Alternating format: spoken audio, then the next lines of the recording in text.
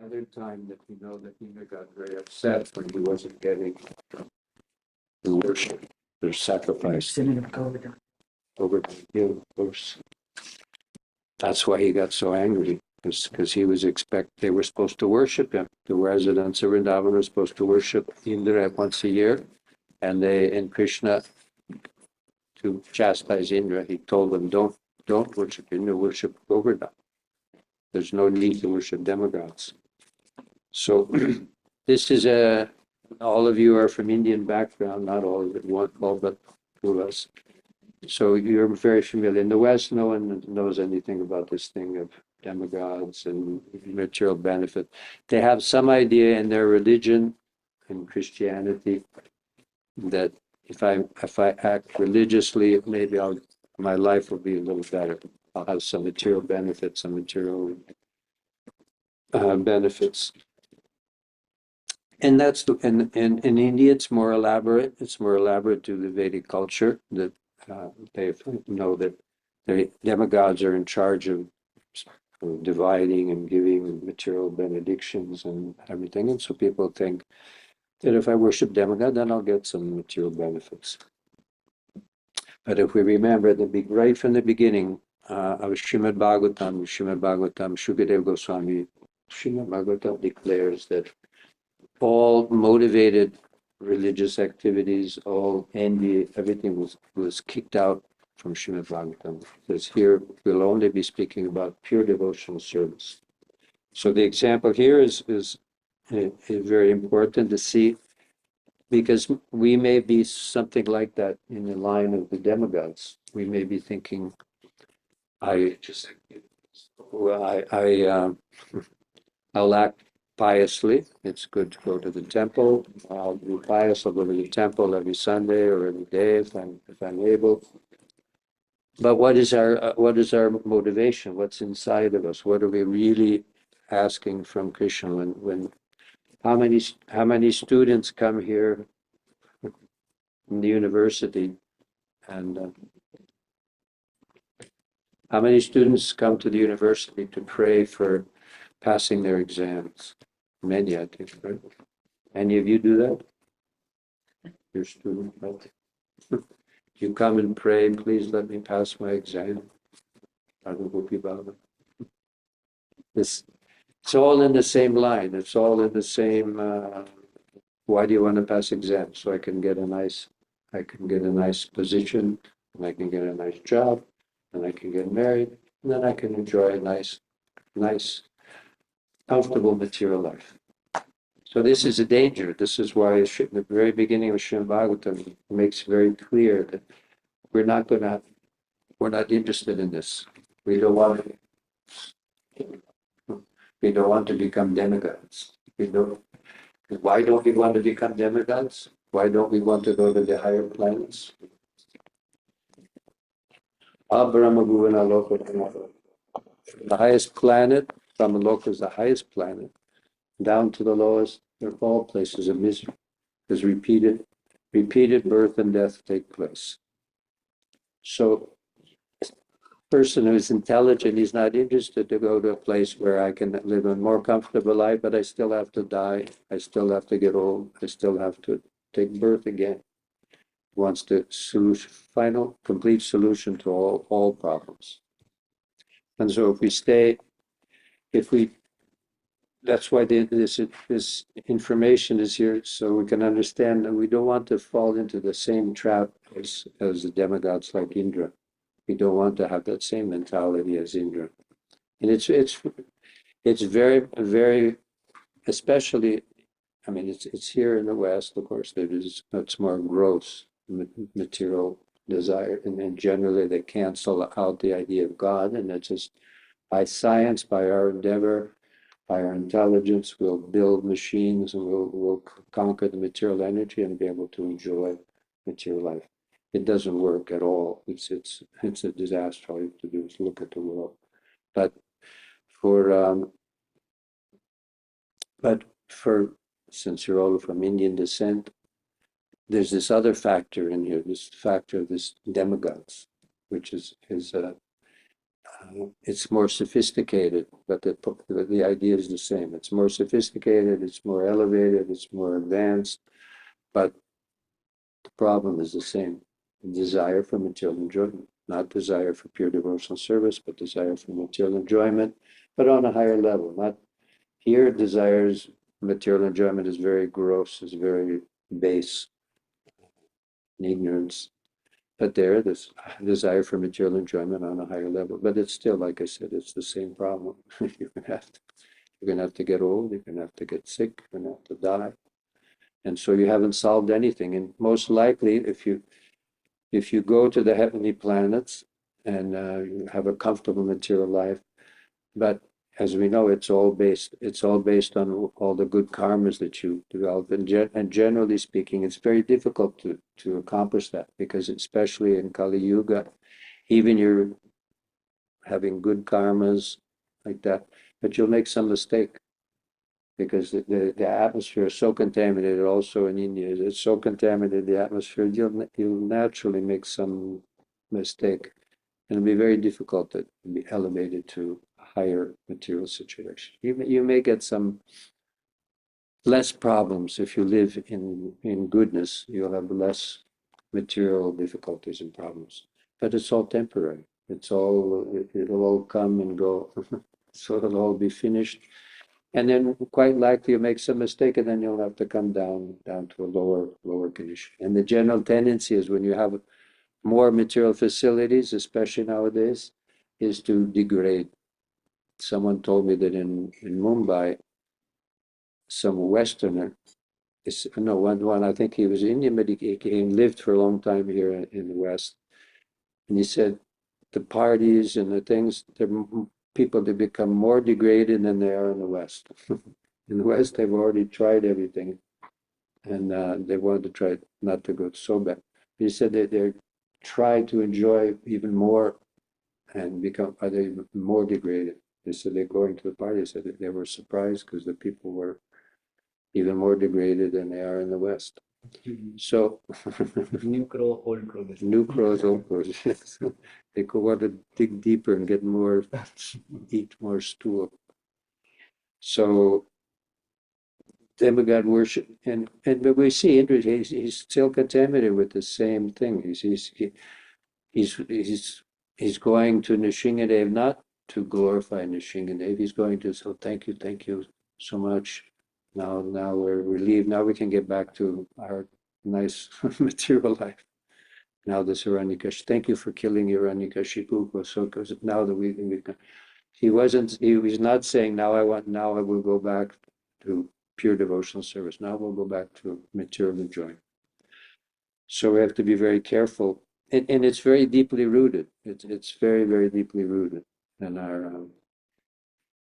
our psyche. It doesn't matter where you're born, what kind of body you have, but the deep-rooted desire to enjoy material life is very, very strong. It comes in many different ways, but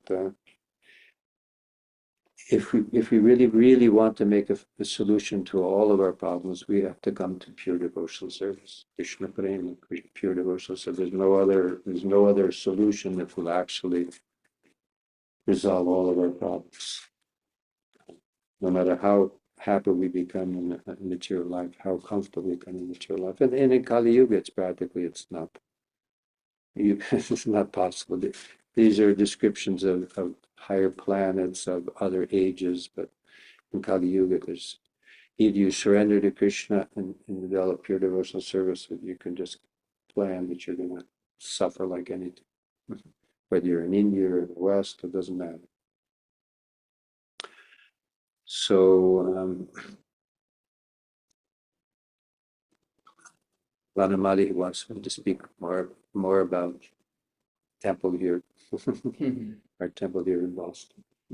I'm going to speak more about it on Thursday. We'll speak more in elaborate details and everything about Thursday. But why in the world did we buy a temple, which this was purchased back in around 73, 74, I think, as I can remember. And we went yesterday to see the old temple, 40 North Beacon Street. It's still there. Same building is still there. I didn't realize, I was sure they had knocked it down because it was an old building, but it's still there. And if we want, we can go, and if there's any time, we can go. I can show you where the kitchen was, where the temple was, where the ashrams were. So I don't know if people let you in, I doubt it. But from the outside, you can see. It was very, I just, one thing comes to my mind, which was very instructive about in that temple. It was very philosophically instructive. I don't know now. Now I think there's a newer building behind the temple. That used behind the temple. Before there was an old age home. Before behind the temple, and every few days, practically, the devotees would look out in the back, and an ambulance was coming in the back side of the old age home, and there was a chute. It was like a slide, and the coffin would. Another one. It was old age. Unfortunately, it was very bad situation here in the West that the children, they take their parents and they put them in these places. Very sad, very miserable condition. But every few days, one of them would come down the chute, and devotees would see the body coming down the chute. So they think about uh, the temporality of this life that they were seeing. So it was an interesting position, that temple, because of that old age one right behind it, to remind the devotees every day, every few days, oh, because we were all very young, so no one thinks about death when you're young, but there it was coming out down the slide every few days. But the emphasis and the emphasis of Srila Prabhupada was temple should be right in the city. Temple should be in the city where people can come, and the temple can be active every day. Every day there should be some activity, some preaching, some opportunity for the people in the city to come and especially as an educational. I'll read the letters. I have letters from Prabhupada of about 7 or 8, 10 letters from Srila Prabhupada when I was here in Boston, specifically speaking about Boston Temple, but I'll save a surprise for Thursday because we have more time. But the idea is that a temple is a place, and he was very much enthusiastic about the fact that the temple was in a city where there were so many students, so many young people, and he specifically said to recruit students from the university because they're more intelligent, they're more educated, and they can do something for spreading the Krishna consciousness movement, that they're more qualified and capable to do something for spreading Krishna consciousness movement. So we don't want the lazies and crazies. We want intelligent, qualified people who can take up this philosophy of Srimad Bhagavatam and spread it to others. That's where we should understand temple is meant for, and it's such a, we got it here because it was right in the center. The idea was that you could practically walk to the center of the city.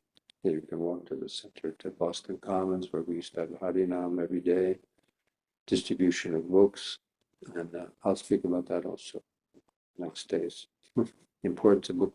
This temple, there was no Hindu in those. That was 1970, early 1970s. There was no Hindu community. There were no Indian people coming to the temple because there weren't any. That was before technological age. That was before there were no immigrants coming from India. So it was all local. It was all local people, local young people were coming. They were coming inspired by Prabhupada and joining the temple. We had quite a number of, and they were totally dedicated to distributing Srila Prabhupada's books. Everyone was going out every day, including myself, and going out distributing Srila Prabhupada's books in mass. And because of that, this temple was purchased. It wasn't purchased with donations from wealthy donors. It was purchased and fixed up and everything by distributing Prabhupada's books one by one on the street, devotee with all Western devotees. So we can, and that's the way it was all over the world. Also, even the temples in India were built in Vrindavan, Mayapur, and Mumbai.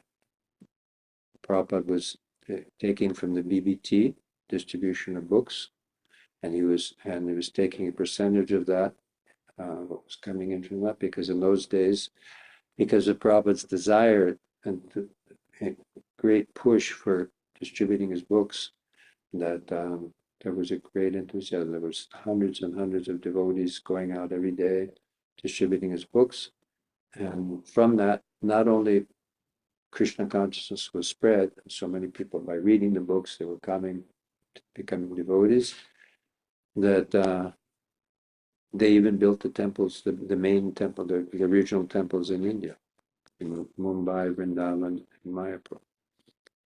So it's a guaranteed success formula. If you distribute Srila Prabhupada's books, then everything expands from that. And I'll read you the letters on Thursday. Because Srila Prabhupada was distributing pure devotional service. This is his only message is pure devotional service. No karma, no jnana, no desire for liberation, only desire to serve and engage in devotional service. Let me read the rest of the purport and then we'll finish to see if anyone has any questions. Because the government in Kali Yuga is full of demons, because he's going from when Hiranyakashipu, the number one demon, was oppressing the world and pushing and stopping all sacrifices and was creating great suffering for everyone, especially for the demigods, for devotees. And now Prabhupada is saying, because the government in Kali Yuga is full of demons, we have the same problem. I know, I've heard that, I know in America there's a great tension between political sides, but devotees aren't interested in these things. Devotees shouldn't be interested in these things. Prabhupada, because they're all demons, you could say. They're all, or the right, or the left, or the Democrat, or Republican, they're all demons. They're not devotees. So you can be sure either way there's going to be problems. Maybe now there's problems for those who have a student visa because of this government. But if there's other government have other problems. So because they're all demons. They're all materialistic. They're not interested in devotional service. So it's the same as when Hiranyakashipu was present. Same situation. The living conditions of devotees are always disturbed. So that's natural in the material world, especially Kali Yuga. That's natural, the devotees' situation. It's actually a miracle that if you read the book about the devotees in Russia before the government change, you can't imagine. We can't even imagine the determination of the devotees to practice devotional service under such horrible conditions. So we're actually very fortunate we're able to have a temple or able to practice devotional service without too much difficulty, but there's always some difficulties there. Devotees cannot perform yagya, and thus they cannot partake of the remnants of food offered in yagya for the worship of Lord Vishnu. We know Kamsa, when Krishna appeared, he appeared to annihilate the demons, the miscreants. Kamsa, he was not permitting the Brahmins to perform sacrifice. And there's always going to be difficulty. We can't think that we'll ever have a comfortable situation in the material world, nice situation in the material world. It's not meant for that. It's actually Krishna's mercy that there's some difficulty. It's an impetus to become serious in our practice and devotional service to get out of this material world. And as far as the demons go, then when the COVID was going on, there was so many speculations, so many ideas that were going around, even amongst devotees. And then one devotee found a conversation with Srila Prabhupada where he said, don't concern yourself about these things. The demons will always be there. They'll go on with their activities, no matter what. So just don't worry about it. And Prabhu said, just don't think about it, don't worry about it, get serious about your business of becoming Krishna conscious and get out of this material world and go back to God. And don't concern yourself or get involved with what the demons are doing. So that should be, when I read that, it was very relieving because at the time there was so many difficulties, speculations, why, so much. So the hearts of the demigods are always filled with fear of the demons, and therefore they cannot think of the Supreme Personality of Godhead. The engagement of the demigods is to think of the Lord always within the core of their hearts. Demigods means devotees. The Lord says in Bhagavad Gita, Yoginam api sarvesham mankatanan taratmana shadavan bhajate yomang samayuktatamo mutaha. And of all yogis, he who always abides in me with great faith, worshiping me in transcendental loving service, is most intimately united with me in yoga and is the highest of all. The demigods fully absorb themselves in meditation upon the Supreme Personality of Godhead to become perfect yogis. But because of the presence of demons, their hearts are filled with the activities of the demons, like what was happening. And then we were devotees trying to always think of Krishna, but because the demons, there was more difficulty, like lockdown, then the minds were thinking of the demons. The devotees were talking so much. Even now, I heard of so many devotees, they're discussing back and forth. No, it's better this political party. No, better this political party because it's better for us. But that's devotees are supposed to be thinking, meditating on Krishna. But because we're not pure, we become concerned. Why it says Indra, the demigods are full of fear. Devotee is not full of fear. Pure devotee has no fear. Mixed devotee has fear. What does fear mean? Because he's in anxiety, he's going to lose his sense gratification. He's going to miss some of his sense gratification. So he's fearful because he's identified with this material body. And so he's full of fear when the demons are oppressing or causing difficulty. But a pure devotee, because he's not dependent on his sense gratification, he's not looking for sense gratification, he's not interested in sense gratification. He has no fear. Whatever may happen, he goes on with his business thinking of Krishna. But otherwise, if we have some attachment, then as soon as there's a difficulty, then the mind will start thinking of the demons. We'll start thinking of the causes of this problem. And we'll forget Krishna. And then our progress back to home, back to God, we stop. Thus their hearts, which are meant to be the abode of the Supreme Lord, are practically occupied by the demons. So the demons, they took over our hearts because we had some desire, some material desire. When the difficulties are there. All the demigods felt relieved when Hiranyakashipu was dead, for they could easily think of the Lord, and it made it easier to think of Krishna. But why didn't they think of Krishna? That's when we should think of Krishna the most. The difficult, that's when it should be more easy in a certain sense. They could then receive the results of sacrifices and become happy, even though in the material world. Because they want to serve Krishna, but they also want to be happy in the material world. This is a problem. And it never works. It won't work. And we want to get to pure devotional service. That's our goal. But when the difficulties are there, then devotees should take it. And now we chant more intensely when we think of Krishna, take shelter of Krishna. And then only then will we be happy. Only then will we be satisfied. Only then, because the material difficulties are going to come and go. Wherever you may be, the material difficulties will come. Also, on the personal level, diseases, old age. I can tell you, when I was here, I was in charge. I was 24 years, 22, 23, 24 years old. That's how the movement. Imagine the movement in those days. The president of the temple was 22 years old. Now you can imagine you're students, you're 22 years old. Can you imagine having the responsibility of on them out? But in those days we were desperate. There were nobody else was. If I was telling devotees yesterday who picked me up. Because when we went to visit the temple on North Beacon Street, they asked me, so that was 1972. I said, how old were, because I asked them, how old are you? 24, 23. And so I said, well, when I was in charge of the temple there, I was 20, 21. I didn't know what I was doing. I had no idea. That's why we can understand Radha Gopi Bala was so merciful, because I had no idea what I was doing. There's no training.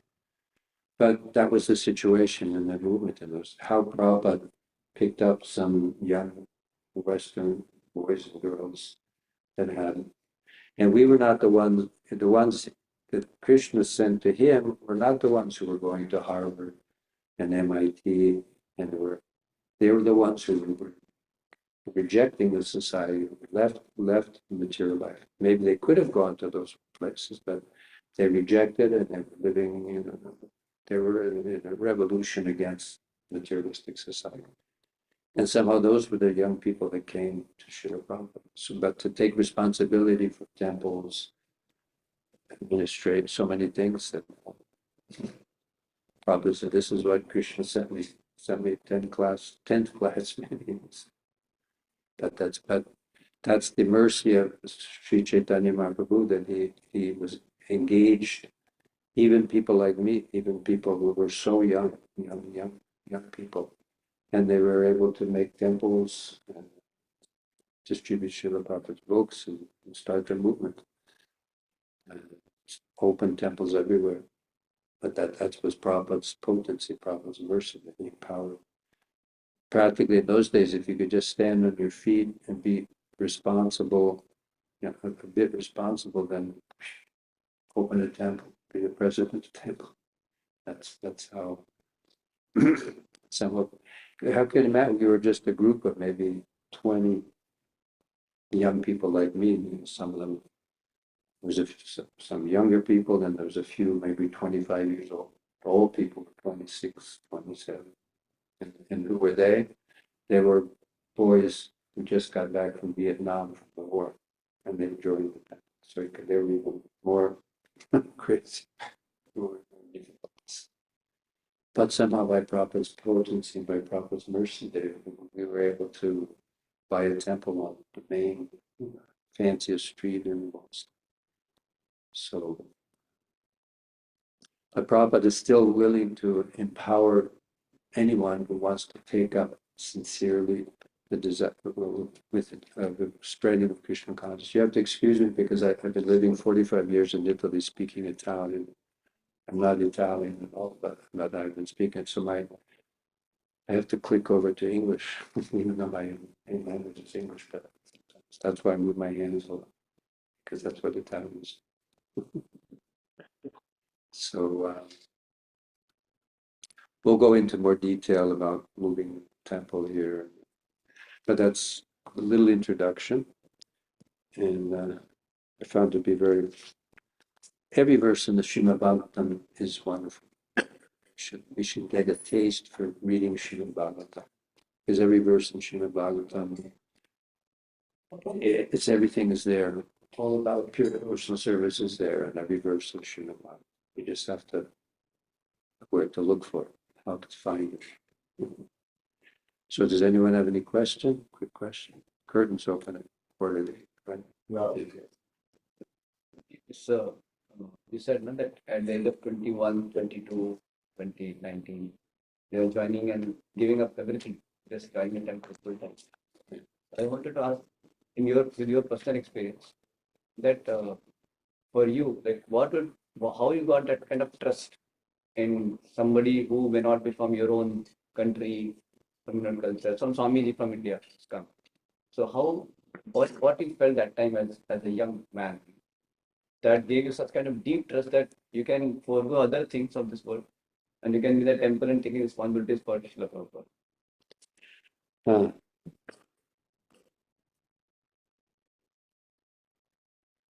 Well, some of us in those days, it was a particular time also. I'm from San Francisco. I was born and grew up in San Francisco.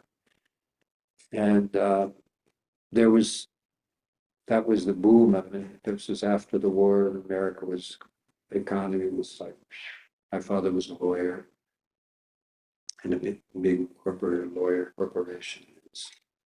We had a very nice house in San Francisco, but many young people were doubting because they were seeing somehow or other the American dream of becoming happy by material pleasures wasn't so true because we could see our parents, they were not so happy. And at the same time, every generation in America, there was always a war. At that time, there was the Vietnam War, and many young people, they had to go away because it looked very nice on the surface. But then, so many people, young people, they had to go to the war for no reason. It was a crazy, totally ridiculous war. But that's the way the economy in America works. If there's no war, the American economy doesn't work. So, and then the young people had to be sent. So many young people began to doubt and look for alternatives. So that atmosphere was very special. But it's not the Prabhupada just because but somehow Krishna sent him at that time in that place. And many young people were looking for a higher way of life and alternative to life. And I was one of those young people. We were looking for alternative. I went to also visit other Indian swamis, but I saw Krishnamurti, I saw Swami Satchinanda, and I saw other famous ones. I can't remember the name. Didn't. But as soon as I chanted, and Prabhupada had come to San Francisco in '67, he chanted Hare Krishna in a big concert. If you read the Limita, I used to go to that concert place where Prabhupada had that. Unfortunately, I wasn't there for that. But I chanted Hare Krishna. I left everything and I went off and so I'll tell you my story when I have more time. If Lanamali wants, I'll tell how I became a devotee. At first, it was by chanting the mantra. Then I saw Srila Prabhupada. But and by seeing Srila Prabhupada, if you really, the person was sincere, I'm not saying I'm sincere, but somehow looking for a higher way of life, immediately you could feel that Srila Prabhupada was loving us. More than anything, you could feel Prabhupada's love. You could feel that this is a person who really loves me for God's love for me. It was coming through him. And you could feel that immediately. But I'll explain more because the first time I saw him, I didn't feel that. I didn't feel anything. But I was chanting Hare Krishna. I was convinced of the philosophy. I was convinced. I'd read something. I was chanting, and I believed it was all true, but I didn't have any big miracle. And then I went back I was in Los Angeles. I went back to San Francisco, and I moved in the temple. And I was going out on Harinam. We were doing devotional service all day, every day, for 3 months. And then Prabhupada came for Rath Yatra in San Francisco. And then when I saw him, because I surrendered, because it's a Tadvidi Pranipatena Padiprashnena Sevaya, because I did Seva, I was serving. Then when I saw Prabhupada, then I totally felt surrender. That was 1970. 1970. So you missed the first attempt. Hmm? You missed the first attempt. Yeah, this was the first big Rath Yatra with authentic carts. Yeah, but not the Okay, one. not the one on the truck. Yeah, that. Oh, Srila Prabhupada.